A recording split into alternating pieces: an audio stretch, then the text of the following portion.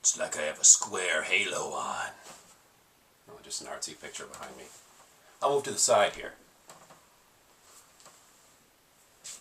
Hey, my name is Diedricksen, author of Humble Homes, Simple Shacks, host of Tiny Yellow House TV. You can check out a bunch of our real, actually budgeted videos on YouTube. But before we get underway and do some tiny house stuff, talk about my little vegetable oil heater. I promised myself for a long time now that when I chop the hair, which I'm going to do, I would donate it all to locksoflove.org, a great organization by which you can donate your hair to kids with leukemia, kids with long-term medical-related hair loss. And, I mean, if you're going to cut your hair, why just chuck what's left, to put it not so profoundly. So locksoflove.org, I'm donating all the hair now because I promised myself years back. So here we go. Moments from now, I give you the transformation. Then we'll get to the tiny house stuff. I promise you. And voila! I feel so naked. Luckily for you, I'm not.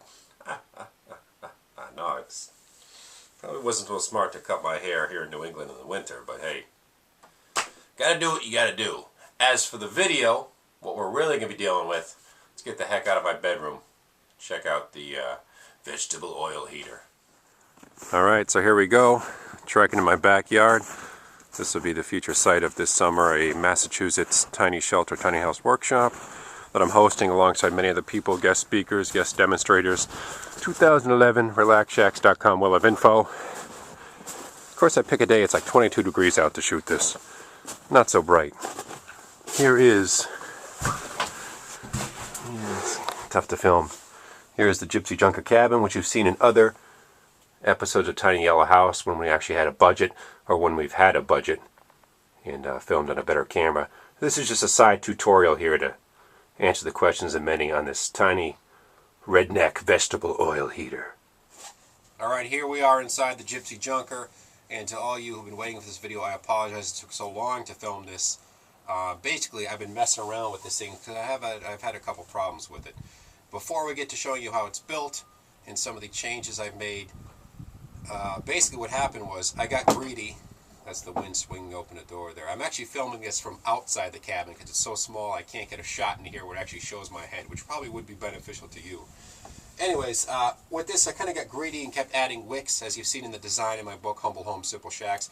It shows kind of a coffee can cut low with 4 wicks coming out of it, 4 huge candle flames, if you will, which in a cabin this small, alongside your body heat, if sealed well, this cabin is not, would give off a decent amount of heat over time and keep you pretty comfortable.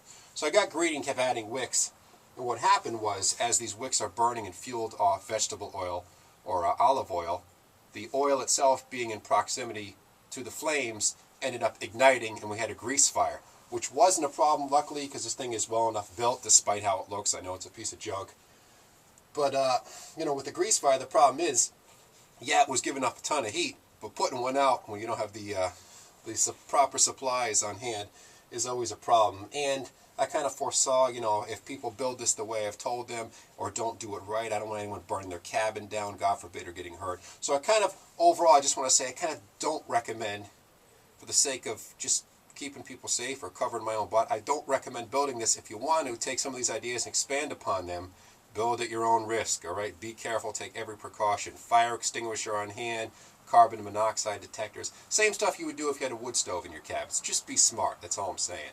As for the details of this, let's bring the camera in close because you probably can't see anything from way back there, a whole 5 feet away. Now, she ain't pretty and she's made entirely out of junk. I didn't bother painting it, fancying it up. You know, why put lipstick on a pig? Basically, here's the build. This cut at the seam right here is a large coffee can. I gotta tighten this actually. This is just a bolt sticking through a hole, serving as a handle when it gets hot to, you know, twist this opening, exposing coffee can number 2, which is sunken into a cement base so as to secure it, which has like a doorway cut open. When I cut the door, I bent the flap, serving as kind of a heat shield to further absorb the heat before it just escapes out the flue. You want to radiate as much heat as possible into this cabin to make use of it. Another can here, I cut the bottom of it partially, sunk some screws through connecting it from this can to that one, stuck a dryer vent, kind of secured it. There's a little furnace cement in there that heads out. I'll show you that in a second. outside the cabin as a flue. This frying pan itself, salvaged junk, was, serves as the base, but beneath it, before I set in the cement, the whole frying pan's been bolted to the little floor area here of the cabin, so it can't get kicked loose, knocked loose. There's a screen that goes here as well when you sleep, kind of a shield, so you don't, burn your sleeping bag in the middle of the night. You want to make sure you take every precaution, keep this thing isolated from your movement.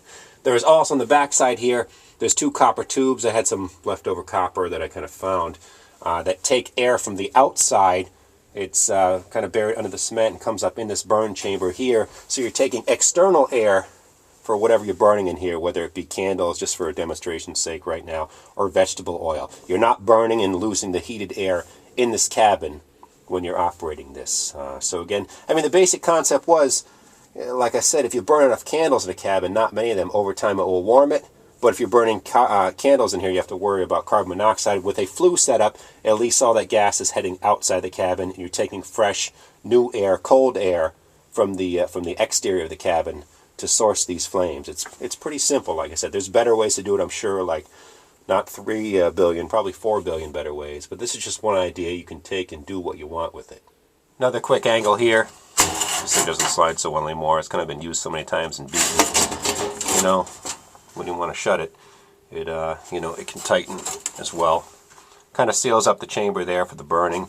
Being all metal, recycled cans, it radiates once it warms up a good deal of heat. You don't need much in a cabin. It's only 30 square feet, believe me. If you're building some McMansion, don't waste your time emailing and commenting on this video. Deek, how dare you suggest we heat with vegetable oil in this little frying pan ramshackle heater? It did not heat my 4,000 square foot home. Of course it's not gonna. So don't be a fanzanoon. This is for tiny little shelters, mini, free-form tree houses, whatever. Just something I was messing with. Here's where the flue exits the structure. This is just a piece of an old screen door I had, the kick plate for it. I cut a wider hole, then fashioned this. I cut a hole here so the flue can fit through, and fashioned this so as to give it some cooling space, I guess you could say, for lack of a better, more thought-out term or description. Here's the exterior dryer vent flue in one of the external air intakes for the burn chamber. Real quick, the cool view from this little cabin. This cabin originally designed as a drawing studio and used for the scheming of many designs in my book, which is available again, relaxshacks.com, shameless plug. And there'll be a revision, hugely expanded upon, of the book fall 2011 through the Lions Press, which I'm psyched about. Lots of added chapters, lots. Now, this thing's been burning for a little while with these tea light candles in it, and you laugh, you jest and scoff, but I'll show you by burning myself. Ah! No, it gets pretty warm. We're not talking you're going to cook some eggs on top of this thing. Although, after a while, you might be able to. It might take about 3 hours. But, it works pretty well, considering. There's those simple wine bottle windows, once again, kind of run through a tile saw, set with a hole saw into the wooden exterior of the cabin.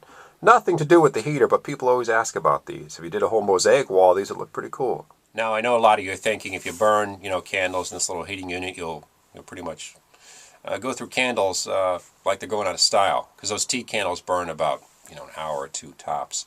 But keep in mind, originally, as this was going to be simply an artist studio, I wasn't going to be out here for long stretches of time, so lighting candles and buying those huge bags that come in like 50 a pop of tea light candles wouldn't prove to be too expensive. But if you go to IKEA, they sell these huge packs of candles, emergency candles, or just cheapo, accent candles. It's like $4 for a box of 20. You break these up into quarters or thirds, you have candles for like a long time.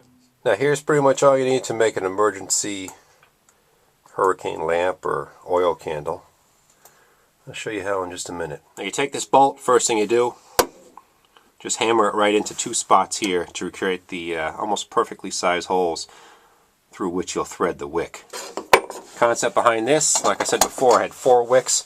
I have an open top container burning oil, and the problem was the oil got so hot and the wicks burned down to the hot oil, create a grease fire. So if you protect the wicks, like I said, get a can that doesn't have any gaps. If you protect the wicks from the oil, the open flame away from the oil, theoretically you shouldn't have a grease fire. I've messed with this method a couple times, have not had a problem, burn it for a long time too. So I'm going to punch the holes in here, you'll see in a sec. Here you go, not so much an even job, but just using that flat bolt, I've pounded 2 holes in there that I will now thread the wick through. Here's the wick threaded. It's going to be a horseshoe shape. We'll dip down into the oil once it's on top of the can. And when I punch these bolts through, if you can see, I left the little tabs, which you kind of bend down. Oh, it fell out, but you bend down to further pinch in the wick so it doesn't slip through and fall into the candle or heater, if you want to call it that. Now here's the top one finished, kind of pinched in place. Fill this bad boy with some cheapo oil, which burns quite a bit, quite a long time. Cap this. Let it soak for a while, then light these wicks and you are GTG, good to go. Like I said, this can be used in this unit here as well. Use at your own risk. Caution, caution. Exclamation point upside down before and right side up afterwards. There you go, bada bing. Letting it burn down a while. The wick initially is going to burn down until it starts sucking up more of the vegetable oil in this case. But it does work.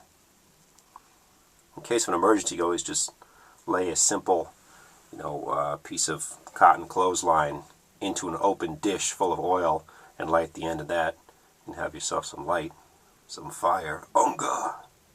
Just don't put too many wicks in again or you'll heat the oil up too much and have a grease fire, so be careful. Forget I said any of that. Quick picture of the stove design from my book, which you can check out more fully in another video. I'm splitting this video into 2 segments depending on your interest. Humble Home, Simple Shacks, here's the book. It's all hand sketches of micro shelters, a la People Tell Me, the Whole Earth catalog. And, I don't know, Mad Magazine, Where's Waldo? It's all just, tiny structures. Most of you have seen this a million times. Thank you for your support, those who have ordered the book, because up until now, for quite a while, it's been 100% independent, hand-assembled out of my basement. There's like, I don't know how many cabin designs in here and sketches. Tons of ideas on redneck, thrift, and micro-architecture. I'll just shove this puppy in here. And you're ready to rock. Yeah, this just lifts it up and down too. It's easier than spinning it. Kind of close up the chamber. And there you go, as promised, the overview on the vegetable oil heater based from my book and my videos. If you have any questions, email them in the comment section or check out my site and email me as well. Again, feedback and comments and constructive criticism is appreciated, especially when we're dealing with fire here. I don't want to mislead anyone, so I won't be offended. Till next time, I'm Diedricksen. Thanks for watching. RelaxShacks.com, mentioned time number 6, I've counted. For more information, Tiny Yellow House is the title of many of my videos. Check out the real ones. This is just a side kind of messing around thing once again. And this summer, again, keep checking my website. Going to have a workshop based on tiny shelters, hands-on building, a Death Wish Pace Day of hands-on carpentry and redneck thrift, salvage construction, guest speakers, demonstrations, all right here on my property. It's going to be this summer 2011. My site will have more information on that if you choose to be part of it. We'll see you next time. Thank you.